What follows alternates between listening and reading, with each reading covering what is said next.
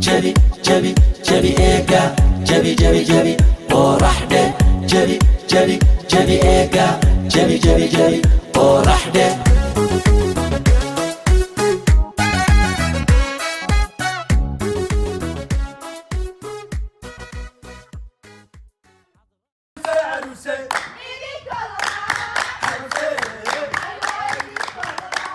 Somali Academy waxaa aasaasay koox dhalinyaro ah. Aragtida lagu aasaasay waxa la anigoo askari Mubaarak. Haddaba haddii aan faahfaahiyo sida ay ku timi aragtidu. Maalin maalmaha ka mid ah anigoo fadhiya taariikhda center qaybta qaxwaha. Waxaan isweydiiyay su'aal ah horta Puntland koox dhaqan ma leedahay. Sababta waxaan arki waayay koox abaabulan oo hidiya dhaqan oo isku taagtay soo noolaynta hidiya dhaqanka Soomaaliga ah. Kaasoo looga soo guuray miyiga. kadib waxaan go'aansaday inaan aasaaso koox u taagan soo noolaynta hidaha iyo dhaqanka Soomaaliga ah. Maalmo kadib waxaan la xiriiray saaxiibo aan filayay in ay dareynayaan barnaamijka dhaqanka. Waxaanu yeelanay kulan aan ku falanqeynayno aasaaskii kooxda ku aasaasmi lahayd. Waxaan aasaasnay koox wadata magaca Somali Academy oo xubnaheedu ka kala yimaadeen dhammaan gobollada Soomaaliya.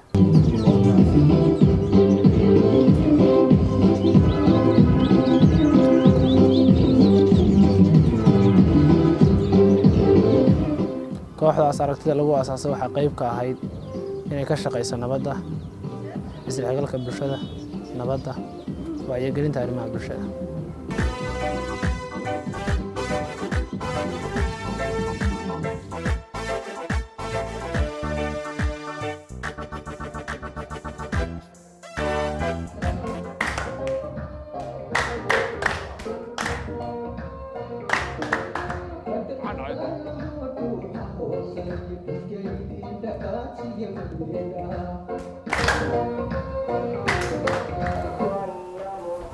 waxa la gaaray xilliga salaada soo tukada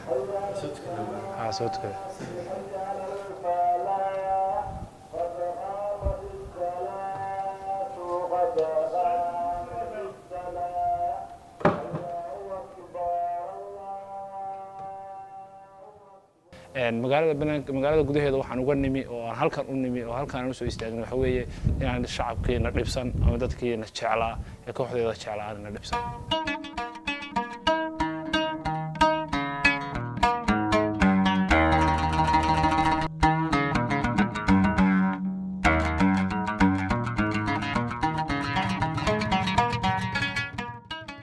ciyaarno waxa nagaga dhib badan dresska la toliyo wallahi nagaga dhib badan desaynka dresska waa mid anigu la tago desaynka igu sameeyo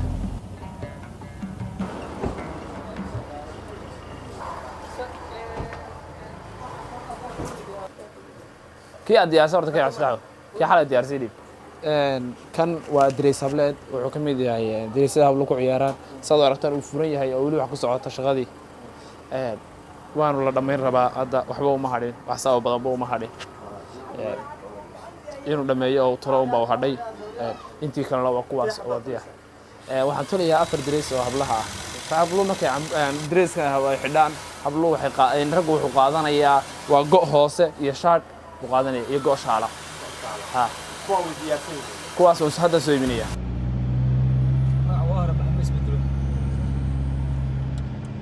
dresski baan rabaa وياش بقى كهرباء هذا كان عليو قال يجي تروح كان يجي كلر كان حاكو دورتين كلر كان حاكو دورناي وكلر هذا قروح بدن وحنا سو شبهيه سبيعيد هبله سبيعيد دريس قبل ميل كسو شبهيه انا يا ودريسكي انمدا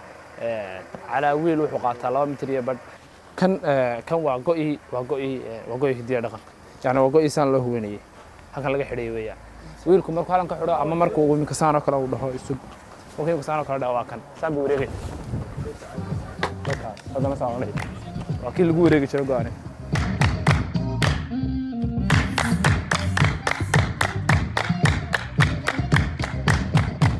waxaan rabnaa in aan dadka barno in waxaan la ciyaari jiray hidiya dhaqan markii hore hidiya dhaqankeena ama dhaantooyinkeena waxa lagu qaadi jiray cod oo markii miyada la deganaa dadkii markii ay soo guureen ay magaalooyinka soo galeen waxay barteen in muusig lagu daro iyagoo codana waan ciyaarnaa iyagoo muusiga waan ciyaarnaa iyagoo jiib iyo jaanana waan ciyaarnaa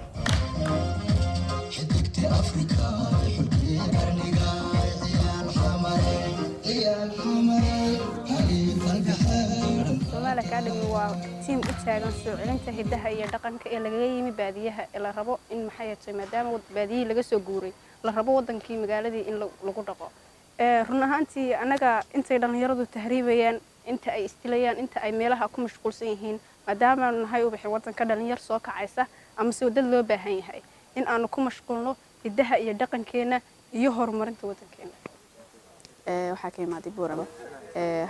waxaan ciyaaray diyaar dhaqanka dhaantada seeliciga ululada kulli waxaan halkan u imaanay waxay tahay inaan dhaqanka xoojino insha Allah anagoo gacmaha wada jir wax ku gooyaan baa la dhahay anagoo gacmaha haysan wax walba aan qaban doonaa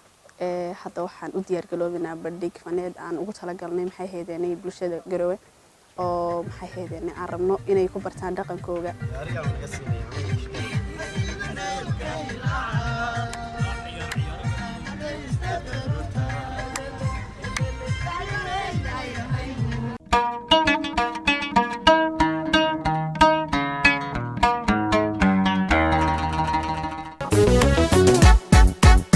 جبي جبي إيجا جبي جبي جبي ورحدة جبي جبي جبي إيجا جبي جبي جبي ورحدة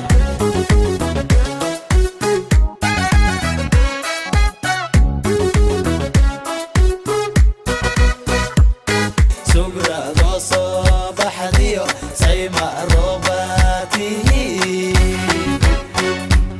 أنا كده بس كده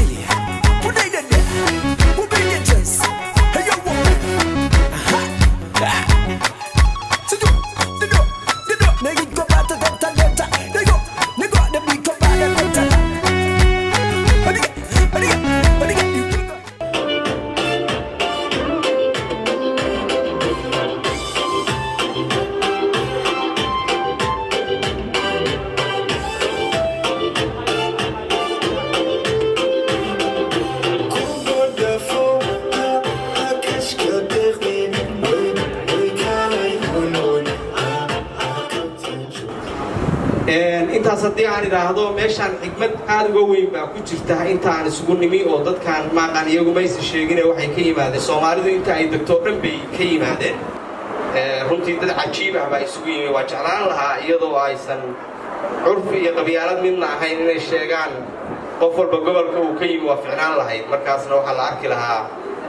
chemistry-ga meeshaan dadkaan waxay ka samaysan yihiin intaas marka aan idhaahdo ujeeddada aynu ka leenahay waxa weeye inaan dhiirigelinno dhaqanka soo noolaynta dhaqanka iyo afkeena Soomaaliga inaan maaragtay aan dhiirigelinno midda labaadna waxa weeye inaan lagu wada sheekaysto la iskuna arko farxad iyo cawaysin midda saddexaadna waxa weeye inaynu dhiirigelin u samayno dhalinyarada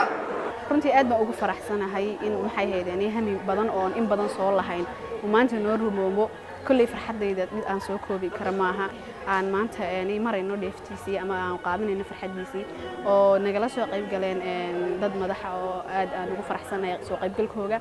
runtii waxaan u mahadcelinayaa qof walba oo nagu caawiyay inaanu barnaamijka galno ama aan hawsha qabanno aad u faraxsanahay wallahi farxadayda lama soo koobi karo